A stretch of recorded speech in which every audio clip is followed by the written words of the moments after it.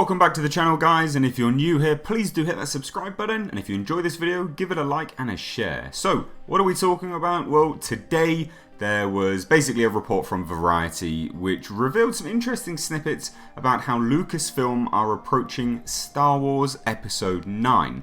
Now, let's kind of take a look at the history of Disney owning Lucasfilm and how all of the movies have panned out. Force Awakens did phenomenally well. Rogue One did alright in terms of critical reception.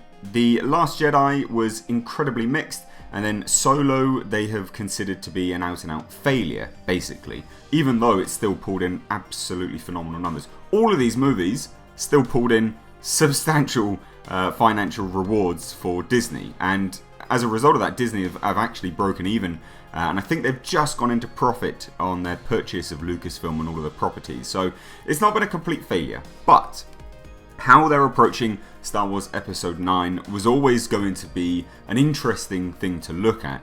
They essentially are taking Star Wars Episode 9 as a course correction. Now, as per Variety in the report, it's specifically about J.J. Abrams, basically. But they've touched on what they know about Star Wars and how Lucasfilm are handling it by stating the following.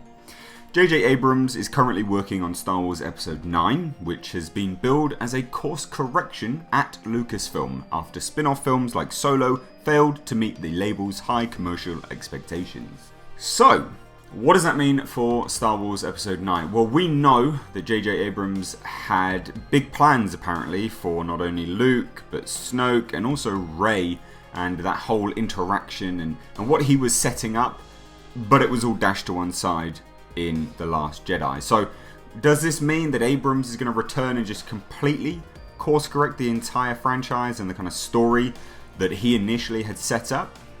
I think it's important to note when you look at this piece of news that realistically, Lucasfilm doesn't actually have a plan in place for their Star Wars property.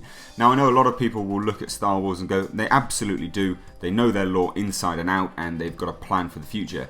Actually, it's come out numerous times now that Star Wars and Lucasfilm and everyone that's handling that universe is essentially taking each movie as it comes. They gave Rian Johnson complete free reign, and that's why a lot of people were substantially pissed at The Last Jedi, because obviously it didn't meet the expectations which they had, that's another story and discussion altogether on whether that's right or wrong. But it does show that Lucasfilm are taking each film of Star Wars as is. They don't have a grandiose plan in place and a big overarching narrative which they're looking to tell, which is worrying, as anyone that's a Star Wars fan would look at that and go, well, that's a shame, because you'd want to handle this property with some respect. You bought it for $4 billion, for God's sake. Handle it with some respect.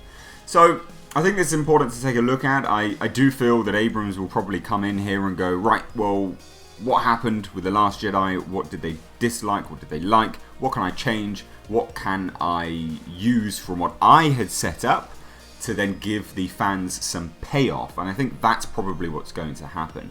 But I want to hear your thoughts. What do you think about this news? Do you think this is the right approach? Do you think it's the wrong approach? From a business perspective, it's definitely the right approach. Whether it succeeds or not, who knows? Anyway, guys, drop all your thoughts down below in the comment section. For all you returning subscribers, just to let you know that the recording style and the audio and all of that good stuff is set to change.